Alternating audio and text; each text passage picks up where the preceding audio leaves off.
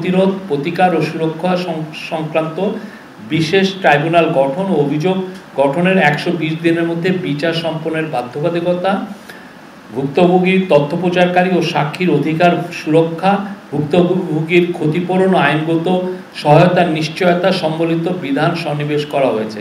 আমি গুম সংক্রান্ত বিষয়ে একটু বলছি। সেটা হচ্ছে যে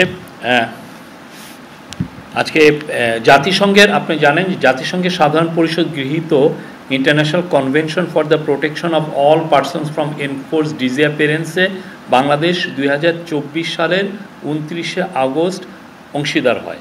উক্ত কনভেনশনের আলোকে এবং সংবিধানের সংরক্ষিত জীবন ও ব্যক্তির স্বাধীনতার অধিকার কার্যকর করার উদ্দেশ্যে গুম প্রতিরোধ, প্রতিকার ও সুরক্ষা অধ্যাদেশ 2025 প্রণয়ন করা সমীচীন। মহামান্য রাষ্ট্রপতি বিগত 6 আগস্ট 2024 সালে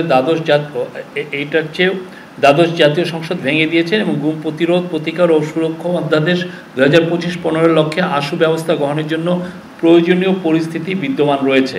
বর্ণিত প্রেক্ষাপটে গুম প্রতিরোধ, প্রতিকার ও সুরক্ষা অধ্যাদেশ 2025-এর খসড়া প্রস্তুত করা হয়।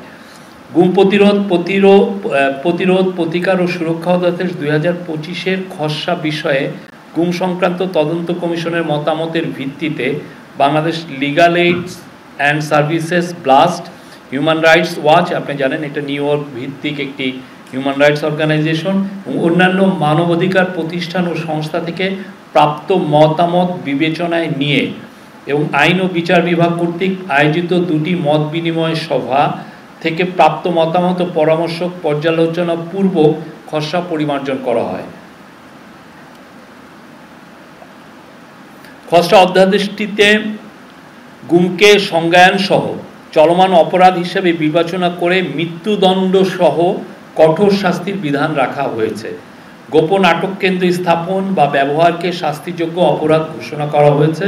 জাতীয় মানবাধিকার কমিশনকে গুম সংক্রান্ত অভিযোগ গ্রহণ ও তদন্তের ক্ষমতা প্রদান করা হয়েছে।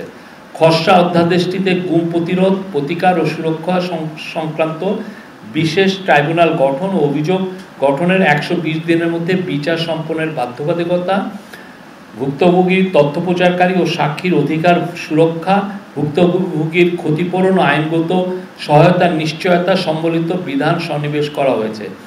অধ্যাদেশটিকে গুম প্রতিরোধ, প্রতিকার ও সুরক্ষার নিমিত্তে তহবিল গঠন এবং তথ্য ভান্ডার প্রতিষ্ঠার বিধানও অন্তর্ভুক্ত হয়েছে।